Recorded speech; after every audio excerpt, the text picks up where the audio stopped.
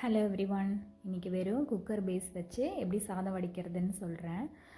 யூஸ்வலாக இந்த மாதிரி கைப்பிடி போன குக்கராக இருந்தால் தூக்கி போட்டுற வேண்டாம். அது நல்லா அழுத்தமாக இருக்கும். அண்ட் தென் சில்வரில் இந்த மாதிரி வாங்குறது கஷ்டம்.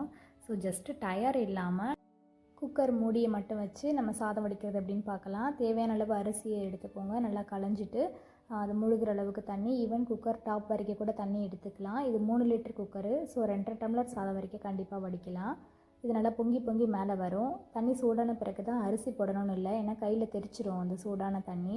ஸோ இது மாதிரி நம்ம ஸ்ட்ரைட்டாகவே தண்ணியை பிடிச்சி வச்சிடலாம். ஈவன் புழுங்கல் அரிசிக்கெலாம் ஊறுறதுக்கு தனியாக டைம் கொடுக்க தேவையில்ல. டைரெக்டாகவே தண்ணி பிடிச்சி வச்சிட்டோன்னா தண்ணி சூடாகிறதுக்கு கொஞ்சம் டைம் ஆகும்.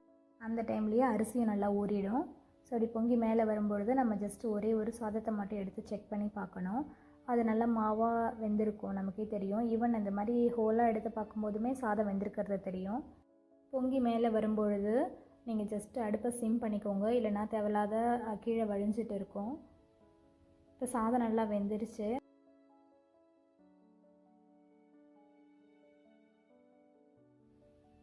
டயர் இல்லாமல் இப்போ குக்கர் மூடியை வச்சு நான் க்ளோஸ் பண்ணுறேன். இது நீங்கள் மூடும்போது தெரியும், அதுக்கு மேலே அதை லாக் பண்ண முடியாது. ஒரு இடத்துல போய் அது லாக் ஆகிடும். அந்த டைமில் ஒரு பெரிய துணியை வச்சு 2 சைடுமே பிடிச்சு சிங்கில் கொண்டு போய் இந்த மாதிரி கவுத்துட்டோன்னா நமக்கு ஈஸியாக இருக்கும். அகலமான சிங்க் இருந்தால் நல்லது, இல்லைன்னா நம்ம கொஞ்சம் கன்ஜஸ்டடாக இருக்கும். பாத்திரத்தெல்லாம் நகர்த்தி வச்சுட்டு தேவையில்லாத கையில் சுட்டுக்காமல், கையில் காலில் போட்டுக்காமல், என் மேலேயும் பழி போடாமல் சேஃபாக பண்ணுங்கள்.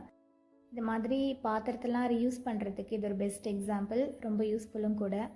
இது உங்களுக்கும் யூஸ்ஃபுல்லாக இருக்கும்னு நினச்சிங்கன்னா என்னோடய வீடியோக்கு ஒரு லைக் பண்ணுங்கள். அண்ட் என்னோடய சேனலுக்கு சப்ஸ்கிரைப் பண்ணுங்கள். இந்த மாதிரி எனக்கு தெரிஞ்ச விஷயத்தை நான் உங்ககிட்ட ஷேர் பண்ணுறேன்.